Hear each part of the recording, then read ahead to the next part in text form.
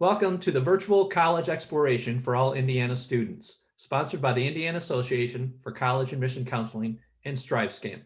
Thank you for joining us. A few housekeeping announcements before we get started. You can use the Q&A button on your screen to type your questions to our presenters at any time. Your camera and microphone are off, so the panelists cannot see or hear you. This is just one of many different sessions happening, so be sure to check out the full schedule at inacac.org. Plus, this presentation is being recorded and will be available within about a week at that same website, inacac.org.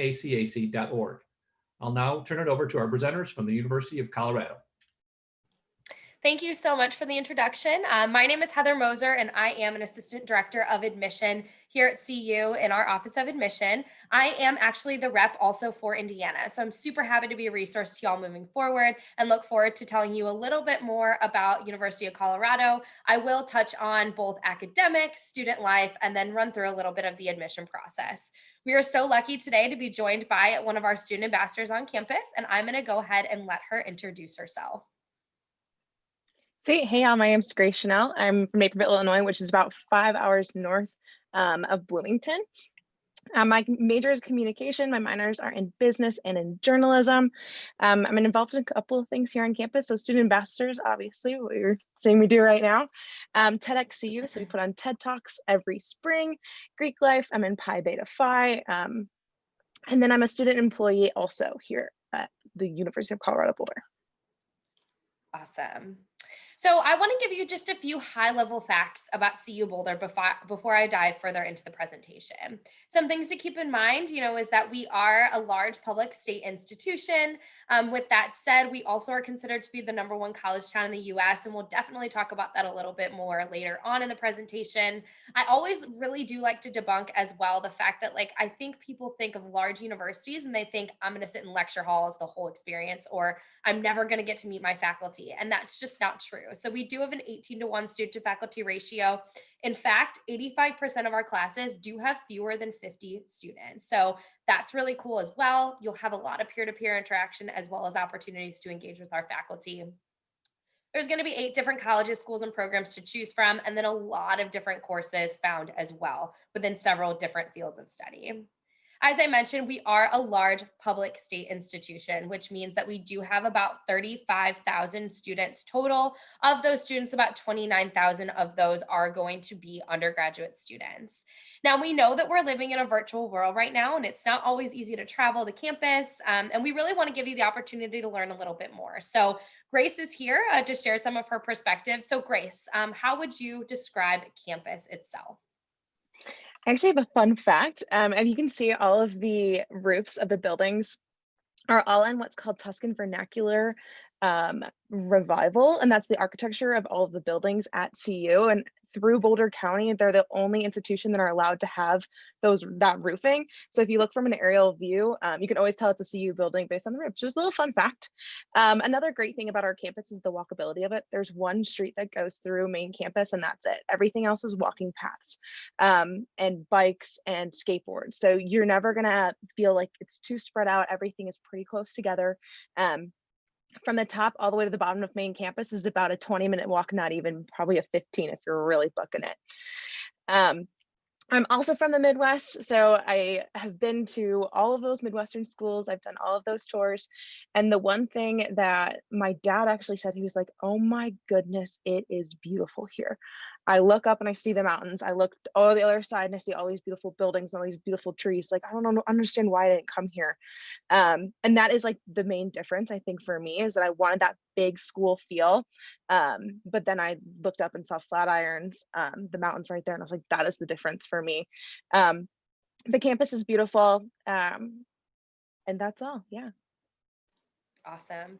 So in addition to just kind of the campus culture and climate, we also want you to know that CU Boulder is a place where students are really looking to make an impact on the world. And whether they're going to be doing that kind of in an entrepreneurial sense, or maybe through innovation and research, or having a sustainable mindset, there are so many I think, great minds to be around, and also ways in which you can engage and interact with your other students as well. But I always just kind of like to put this tidbit in there to let you know that like that's really what we're looking for when we're looking for our applicants. We want students who are going to come and truly come and make an impact on the world, whether it's through their community or even in a global sense. Going to college is a really cool experience, and even more so going to college in Boulder. So this is considered to be actually the #1 college town in America, and among that also the healthiest, the happiest, and so on. So it really is a cool place to be. And Grace, you've been here for several years. You know, you're not a freshman anymore. You've been here on campus. You've lived in Boulder. So in your experience, you know, how involved is the Boulder community and the CU Boulder community? So the university and then the town itself. It's funny, Heather, we were in a panel last year, and a dad who's actually from Boulder was bringing his girl around, and someone asked that same exact question, like, how involved is the CU community? And he raised his hands and he laughed. He goes, I can answer that question. I'm from here. And the kids just never seem to leave, which is funny. We love it here. We absolutely love Boulder. But one thing that I would like to distinguish between is, like, yes, we are a college town, and yes, Boulder is a college town, but we also have our own little section of the town that's called the Hill. And on the Hill is going to be all of like your campus, college, upperclassmen life. Underclassmen come too, like for lunch and whatever else. That's like mainly where you're going to have like your tailgates on Saturdays, and all of like your social experience. It's where all Greek life is as well. But it's really, really great because we have like our own little small community as students, but also we're totally involved in the Boulder community itself too. So that's what you're looking at right now is Pearl Street. That's going to be like the nicer restaurants. That's going to be all of the people that live in town and all the tourists and things like that. But we definitely do have that separation between like Boulder and then like CU, which I love. I love that they're intertwined, but also they're separate as well.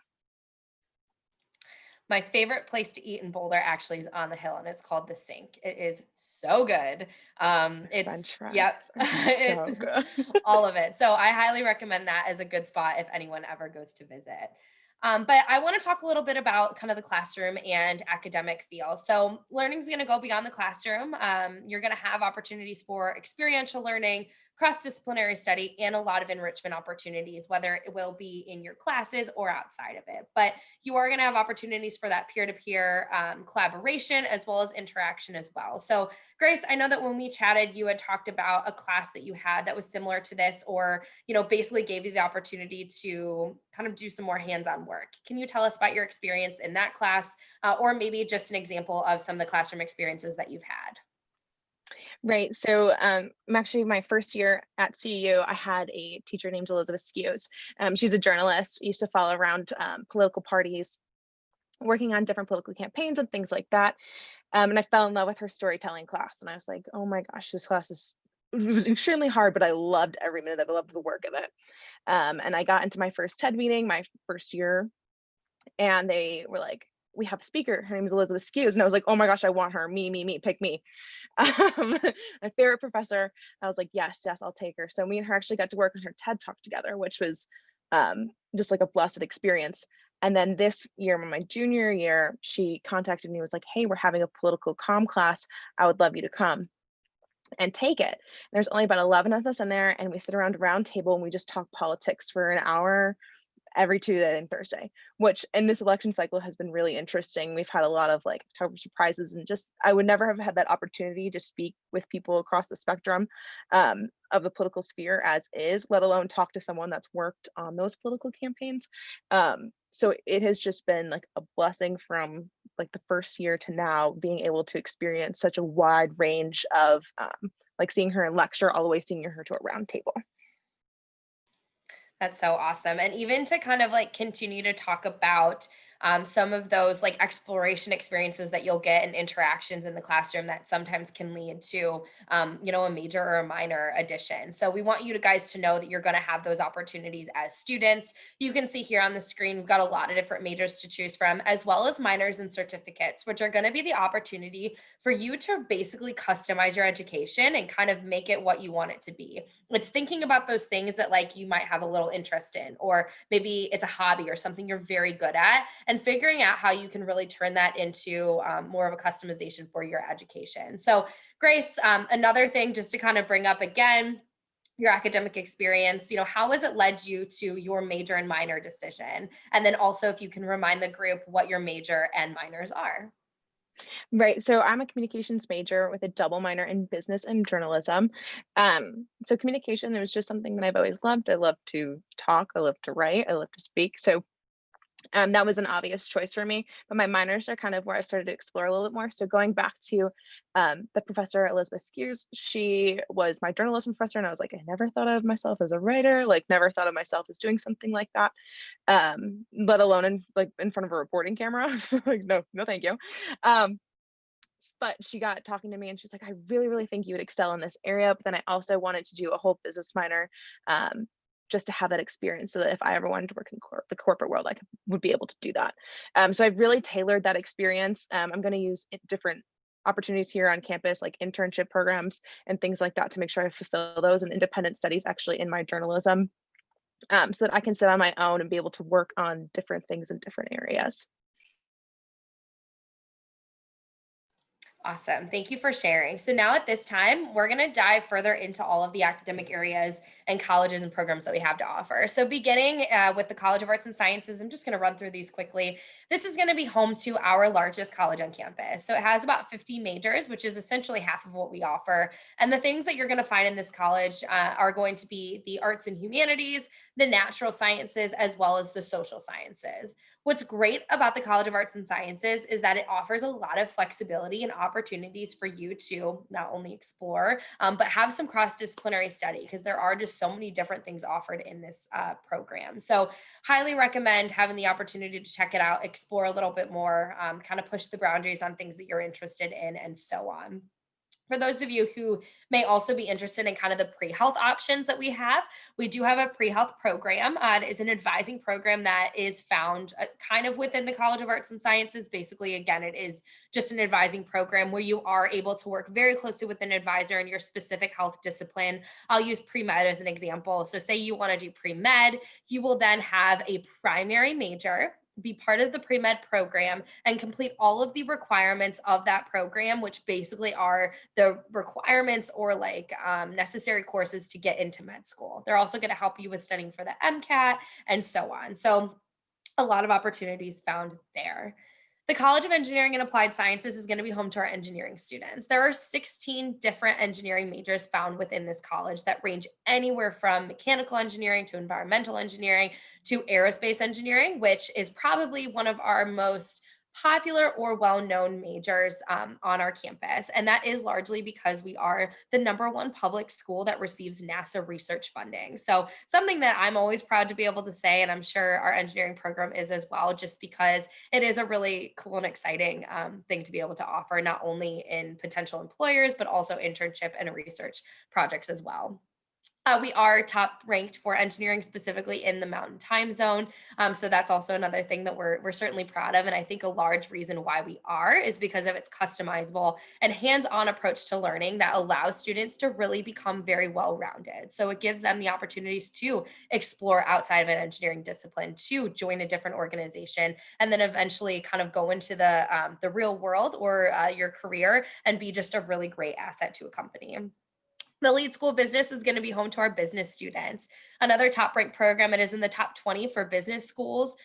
This is going to be offering our business students a degree in business administration. The majors that you're able to choose from are going to be accounting, finance, marketing, management and entrepreneurship, and our youngest, real estate. So you can choose from any of those majors, and then also have, a dozen or so certificates to choose from as well to further customize your experience. As an example, we do have a certificate in sports marketing. So that's just a cool addition that you may not realize you might be interested in, but could add on very easily.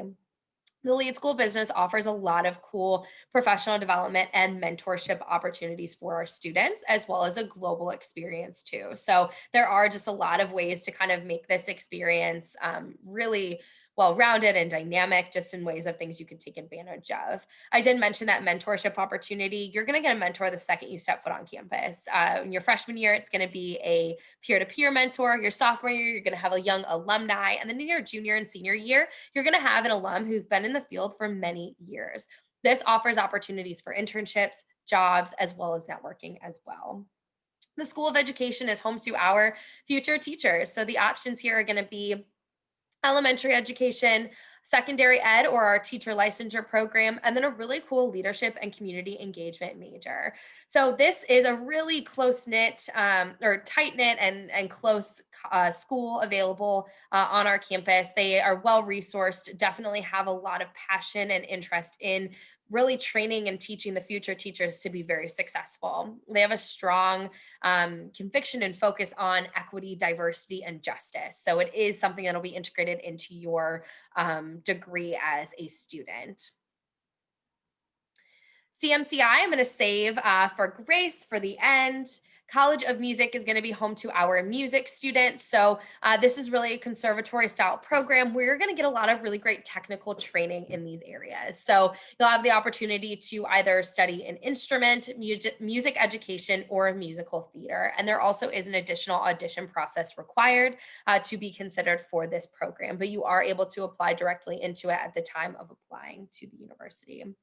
And then our program in environmental design, which is going to be home to students in kind of the architecture, environmental design type fields. And I think oftentimes students don't really know maybe all that this can offer. They have maybe toggled a little bit with design, but aren't quite sure, what specific major they would want to do. And so you do have opportunities to explore as a student in this program. You're going to get a taste of all the majors before you have to declare your major in this area.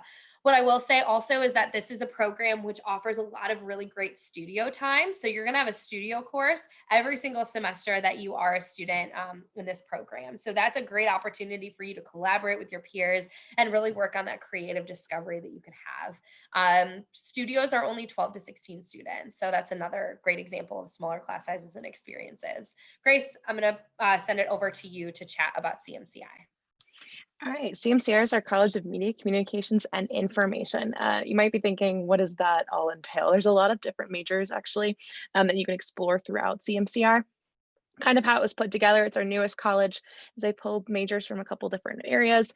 It didn't quite seem to fit in liberal arts. So that's going to be communications, that's going to be public relations, that's going to be journalism, that's going to be information science, media, things that fall under that umbrella. And like social media aspects of all of those different communications as well.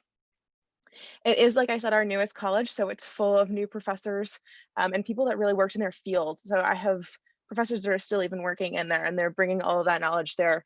My journalism professor right now works at the Boulder Daily Camera throughout the week, and then he is a professor because he wants to be, because he enjoys it, and like bringing that work back down. It is what I am a part of. The communications department is where I sit. All of my class sizes are 30 people or less, not even. And I appreciate that so much, because you think, like Heather was saying earlier, that you think you're going to be sitting in huge lecture halls. You never do, especially in that college. It is great. Awesome. Thank you for sharing that. And honestly, if there's some of you that are listening here and you're thinking like, I don't know what I want to do, or maybe you know what you want to do, you just don't quite know how to get there, we do have the program in exploratory studies, which is an amazing option for students who are undecided. This gives you a full year to be to work with an academic advisor to kind of figure that out, right? Like figure out the things you're good at, figure out what you're passionate about, and maybe what a potential career could be for you. So this offers a lot of really cool seminar style courses that are capped at 19 students. So that allows for some great exploration. It also just gives you some time to think through it and figure it out as well. The best part too is that all of these classes that you're going to be taking are going to go towards your degree. So you're not falling behind in any way, and you are still able to graduate in 4 years. Now, we just talked to you a lot about academics, and we want you to know that we think academics are important. It's definitely the whole reason why you go to college in the first place, but so is balance. And so is kind of finding that healthy work-life balance where you're going to be able to enjoy yourself both in the classroom and outside of it. So we also want you to find ways in which you're going to make kind of this big university feel a little bit smaller. The ways you do that is by getting involved in student life. That first taste that you're really going to get is through the residential experience. where you're going to be coming, you're going to be living on campus as a student. You've got a lot of different dorms to choose from in 3 different neighborhoods. And about 50% of our students are going to be involved in kind of that traditional residence experience. And then the other 50 are going to be involved in our specialized communities listed up here, like the RAPs and LLCs, which are going to be both academic based and interest based. Grace, I'm going to pass it on over to you to just share some of your experience in residence life, and also as a first year student when you lived on campus.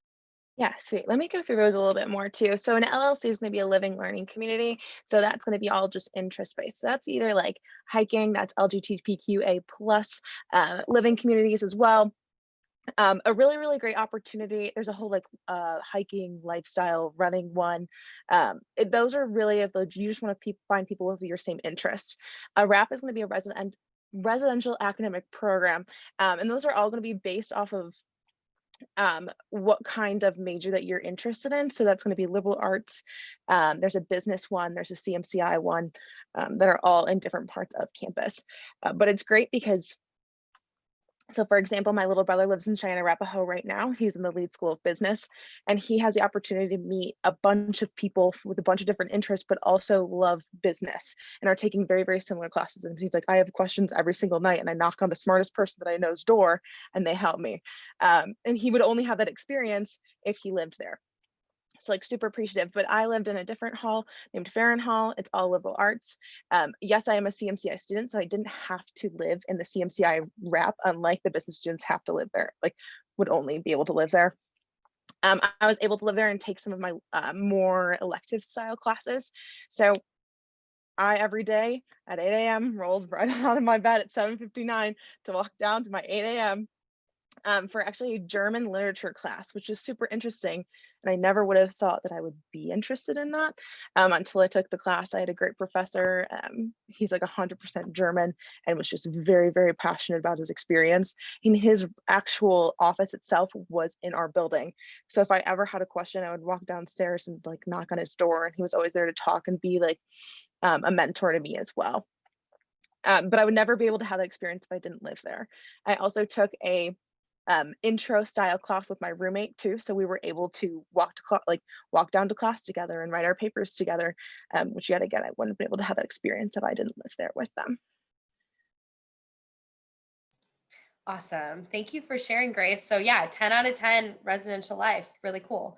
We're going to shift and continue to talk about kind of student life. So clubs and organizations are obviously, really important. And I think that's another way in which you find your community. You get to really focus on your passions and interests a little bit more deeply. And I want to pass this over to you, Grace, because you are a student, you are actively doing this. So will you share your experience, outside of the classroom as a student at CU Boulder? Yeah, for sure. So the first thing I'd like to talk about is Greek life, because that's always like a big question at a big school that we get asked. So Greek life's only about 13 to 15% of the actual population itself. So what I love about that is it's enough that you can have the experience if you want it, or you don't have to have it at all, which I think is the perfect amount of like little spice in there. Um, but I am involved in Greek life and I keep it extremely social. So I live in a sorority house, which has been a great experience. 65 girls all under the same roof has been really fun. But also I use it as like a tool to make my school feel smaller. So I've met so many people. I've been able to learn how to network with people. We have group chats constantly going. It just helps me have a sense of community. But another way that I have another like huge community is outside is TEDx CEO. So actually got involved through one of my professors, and they were like, you need to come to this. It's such a substantial experience.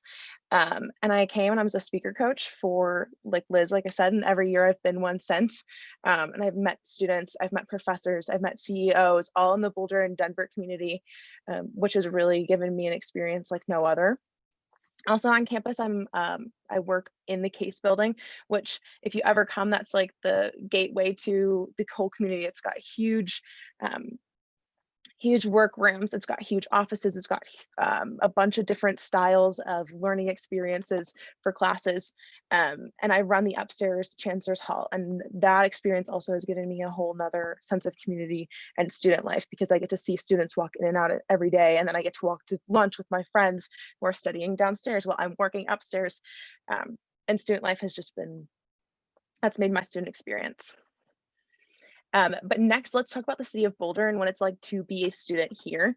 One things I was looking for coming from the Midwest was being able to go somewhere that wasn't just the college town. So at home, I live about 35 minutes outside of Chicago, and I was like, I kind of want that same experience. I want to be able to go to a city and leave my bubble. So Denver's only about 35 minutes away from here. So it's a huge city right by your college, but also one of the blessings of living in Boulder is that the mountains are right there. The closest mountain is going to be Eldora. It's about 30 minutes down canyon. You can go skiing there, you can go hiking there, like another whole experience that you wouldn't get in just a regular college town. Also, all of the mountains, Breckenridge is only about an hour and 30 minutes. Aspen's a little bit farther than that, about 2-3 hours. So everything is within reach, within a day's trip even, which you don't quite think about when you're coming to Boulder until you're here and you realize the access to all of those things. Some other things that we have are Chautauqua Park. So I live on 11th Street, which is only about a 10-minute walk to Chautauqua, and then it's about a 30-minute hike. So I can get a whole workout in under 2 hours, not even like an hour. So we have a creek path, we have a huge river, not a huge river, oh my gosh, that's an exaggeration, a river that runs about just north of campus. There's a little walkway on it and a nice bike path as well. And then right next to it is Pearl Street, so in between campus, so it's another great experience. We have Fair and Field on campus, which a bunch of students will lay and hang out and soak up our 300 days of sun every year. And we have the rec center and Eldora, like I was saying, so a bunch of different experiences that you can go to. One other thing I like to mention on this slide as well is I'm circling with my mouse. This is our football field, Folsom Field. I don't know that I mentioned this, but we are Division I athletics and part of the Pac-12 conference. So it's always just something I do like to mention, so that y'all know that. And then the last thing I also wanted to mention too, because I feel like I didn't get to, was just talking about research opportunities. Oftentimes, I think students that are interested in kind of those natural sciences, maybe like chemistry and biology, they are really interested in research. We are a tier 1 research institution. But I think that what's really important to know is that you can do research really in any major that you have. I don't think people often think like areas like psychology and political science have research, but that's a huge part of that experience as well. So just one other thing I wanted to mention before I dive into talking more about the application process. So now is when I'm going to introduce y'all to applying and kind of going through that whole process as a whole. So the first step, and really the first thing you're going to do, is apply on the Common Application. It is the only way to apply to CU Boulder unless you are a transfer applicant, in which then you would complete the transfer application. This is our middle 50% ranges for both SAT, ACT, GPA, as well as percentile rank. This is just kind of like the middle 50% ranges for all of our programs. Keep in mind, there are students that are 25% below, 25% above these ranges. In addition to that, we do have available on our website more information on how these are broken out to for the specific academic colleges. So certainly feel free to follow up with me if you want to find that, or you can certainly search for it on your own. Once you've completed the Common Application, you're going to submit your application, and then you're going to go through that process of making sure all of your documents are in. So that first step, like I said, Common App, and then we do ask that you send us 2 essays. Sorry, I almost said exams. 2 essays. The first one is going to be the Common Application essay. There are 8 prompts in which you can choose from. We do not care which prompt you choose. Just choose one that you feel like you can write the best essay for. And then that second essay is going to be the CU Boulder supplemental essay or personal statement. So basically, this is just another question that asks you, like, no 2 buffs are alike. Tell us about your unique identity and how you would essentially be a good fit for our university. So these are a great opportunity for you to really advocate for yourself, for you to be able to kind of control that process. It's the one spot in your application that you're really able to kind of make your own. And so I highly recommend taking advantage of that space. And once again, I'm always happy to have conversations about, topics and what to write about, and also kind of what we're looking for and expect. There's a $50 application fee, $70 for applicants who are international students. We also ask that you send us your transcripts, both your high school transcript and college transcript if you took any college courses or maybe dual enrollment courses. For this year, the fall 2020 and 2021 school year, we are accepting unofficial transcripts as well as not requiring SAT or ACT scores as part of our process. This is an optional requirement or an optional checklist option for our students this year. Very important to know that we truly mean that. If you aren't able to take an exam or you haven't been able to, or maybe you just don't feel like your exam is a good representation of your academic ability, do not feel like you have to submit. In fact, we've continuously said when in doubt, submit without, and that's totally fine. I'm going to talk a little bit more about that in the next few slides. We also require you submit an academic letter of recommendation. We do require one, but you are able to send more than one. I always find that that sweet spot is right around 2. Basically, please don't send us 8. It is very unlikely we're going to be able to read all of them. And then, of course, a resume or activities list as an optional document to submit. What I will also say is that on the Common Application, you are able to complete your activities list on there as well. It's a really great space to pull out some of those things that you've done outside of the classroom that are unique to you. So 2 deadlines. We've got regular decision and early action. That early action deadline is November 15th. It's very important to know that these are received by deadlines, which means that we need your documents in our hands by these dates. My advice that I recommend is like knock off the 5 and just put it in your head that it's November 1 and January 1 so that you'll have everything in on time. Oftentimes I'm going to get asked, what's better? Is it more competitive one way or another? And truly, I would say academically, it is, going to be the same. We're not like dipping in caliber in any way. However, space certainly fills up in our class and in our program. So I always recommend early action just as a good option for you to be able to submit early, get your decision early, and then begin going through that process of applying for scholarships and getting all of your ducks in a row in that way. Now, this is one of the most important slides that I get to talk about, and it is our holistic review process. So you're going to submit your application. We're going to get all these documents, and you're probably wondering, how do we review them? What do we think when we're reviewing them? And so I'll let you know that the first and primary consideration that we consider as part of the process is the academic review. So what that means is that we're really looking to make sure that you're a good academic fit for the university. It's not good to, admit somebody who might not be successful at the university academically. So that is why it's so important. So that first thing we're going to look at is that transcript. We're going to look very closely at the grades that you've received and the classes that you've taken, as well as the classes that were offered to you at your high school. So we're truly reading you within the context of your situation and trying to understand the courses you took, the rigor that were involved as well. Now, if we do have standardized tests available, if you do decide to submit them, we will then kind of bring that into our academic review as well and kind of look at that, look at both the transcript and your SAT or ACT scores. If they are not present, if you've decided not to submit them, we are relying only on your transcript to give us a sense of your academic ability. That oftentimes can help students understand and maybe determine whether or not they want to submit an exam. And like I said, we truly mean that it is optional and it will never be used to hurt you in the process. If you have further questions about those, I'm always happy to have a conversation about it and kind of advise as best as I can. In addition to that, we're also going to be looking at the strength of your current schedule. I always like to tell students your senior year should be a continuation of you preparing yourself for college. It is not a time to go on academic vacation or take your foot off the gas. Please continue to really take those classes that you feel like are the next step in the progression, because oftentimes they might be a requirement for college, or they could be something that we're really looking for you to have taken on your transcript. Now, the secondary review, that's going to be everything else about you. So what have you done outside the classroom? Have you been involved in volunteer opportunities? Have you done maybe a part-time job? Have you had a babysitting business? Or maybe you watched your younger siblings or helped out at home? These are all the types of things that we really want to learn more about, kind of what you've been involved in and what's important to you as well. We're also going to be looking for leadership positions. And please keep in mind that leadership is going to look different for so many different students. I had a student ask me, I am in this class and part of that class is to be a mentor to a younger student. Does that count as leadership? Absolutely. Please include those types of things on your application so that we can understand kind of the student that you are and maybe the things that you'll be involved in our university as well. And then lastly, extenuating circumstances. So I feel like COVID-19 is a really, really great example of an extenuating circumstance that y'all are going through.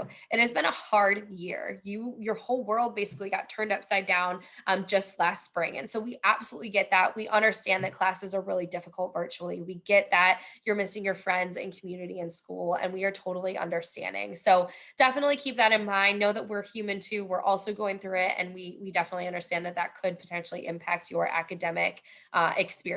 So if you are a student that maybe had to withdraw from a class, or maybe you aren't doing as well in your calc class that you wanted to because it is virtually, you have space to let us know that. So there is an additional information section on the Common App. Definitely feel free to indicate that information on that spot, or shoot me an email and I can always add it to your application as well. Few more things kind of before we wrap up for today. So you are, once you submit your application, going to get an email that will invite you to your application status page. This is a really, really important place. So definitely bookmark it, keep it close, remember your password, all of that, because it will be the place that you not only find your decision, but also it will act as a gateway to the scholarship application portal, as well as just some additional information on your term that you've applied for, all of the documents that we have, and so on. So that's really, really important. We also want you to understand, cost as well as your financial aid options. So this is just a look at the non-resident estimated cost of attendance. If there's anyone on here that is a Colorado resident, you definitely can find that information on the website as well. Very important to look here and note that you've got tuition and fees as well as on-campus room and board listed there. That's something that will change once you do live off campus. So you no longer will be paying for on-campus room and board, but still will be paying for housing in some capacity. CU Boulder is really proud to be able to have a 4-year guarantee for your tuition, which basically means that your tuition is not going to increase in the course of the 4 years that you're on campus. A lot of schools raise tuition between 1% to 2% every year. So that's just something, to keep in mind and to be aware of as CU Boulder is able to offer it. Now, for financial aid, to apply for financial aid, you are going to submit the FAFSA. That is open right now. It opened October 1st. So you'll submit the FAFSA and then go through the financial aid process from there. You will receive a financial aid package. You're able to accept or not accept anything that's on there, but whether it's by way of loans, grants, or whatever you do receive. We've also got the CU Boulder scholarship application that's going to open November 1st. A lot of those scholarships are going to close early on in the spring, listed there. So definitely make sure to get that done as soon as you are able to. And then just the last few things to wrap up with. We want you to know that you're coming to a university that's going to offer you a lot of opportunities to have professional development, to do internships, and to really kind of prepare yourself for a career. And our students eventually go on and be very successful. We've got that large alumni network that really just provides an additional asset to you. So we've got about 92% of our students who are going to be employed shortly after graduation. I like to argue that 8% that is not employed maybe didn't take advantage of professional development. And I mean, that's mostly a joke, but also it's me, kind of nudging you and letting you know that you really should take advantage of everything that this university has to offer you, both in way of professional development and networking as well. And then here's some of our top employing companies. What's important about this, I think, is that you can see that there are companies represented here in so many different areas, both private organizations, public organizations, nonprofits, service-based work, and so on. So it is fun to brag and say, yeah, our students go and work in Amazon, but it's also important to know that you've got so many different pockets and areas in which you can go and so many opportunities that are available to you. And then I always like to give a little plug to our social media. They do a fantastic job of really keeping you updated with anything that has changed, or maybe deadlines in the process as well. So it's a great place to go and visit. Now, we only have a few more minutes left for questions. And because we haven't gotten any questions in the chat yet, I do just kind of want to ask some of the frequently asked questions that we oftentimes get, and really kind of use this time to wrap up. So Grace, as a student, I think oftentimes students want to know a good piece of advice in which you have for incoming students. What's one thing that maybe you wish you would have known, or you wish somebody would have told you before either attending college or attending CU Boulder itself? There's a couple of things. One that I would say is definitely go to your advisor. I have created such a great relationship with my advisor, and I'm actually a transfer student. So I transferred in my spring of my freshman year. And she was the person that pointed me in the direction of just so many things that I wouldn't have known.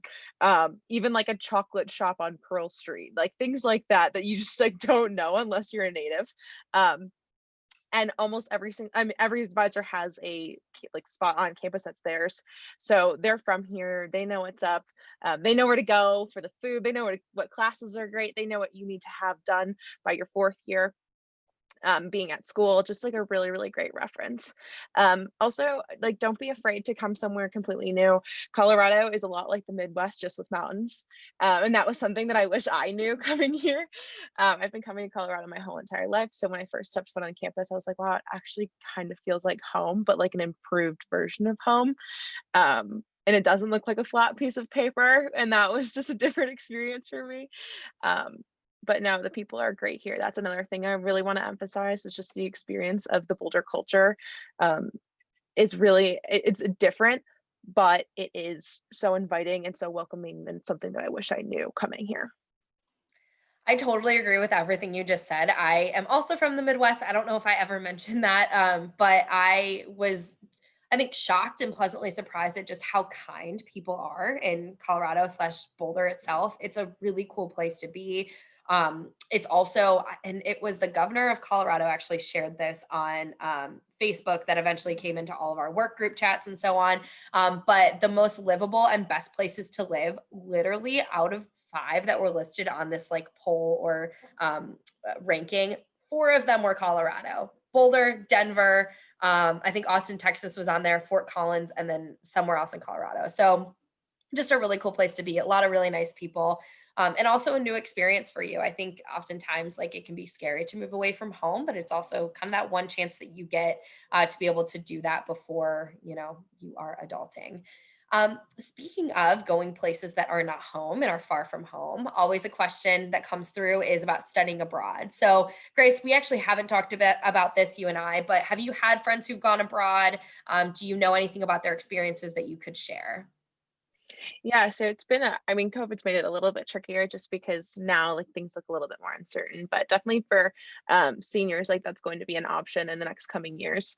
So my little brother, that was something that he was really, really adamant about coming in. He was like, I really want to do international business. I want to be able to study abroad for more than just a semester, which for me, I was like, I could do a semester, I could do 2 weeks and just be fine. But no, that was something that he was really, really adamant about. And he actually has the opportunity to go for almost 2 years if he chose to. And that's in the lead school of business and like a track that he would be able to pick. And that was just something for him that was like life changing. He was like, I never thought that was an opportunity, but I definitely want to see if I could take advantage of it. So my older friends that have already gone, usually go in the springtime or usually go in the fall for full semesters.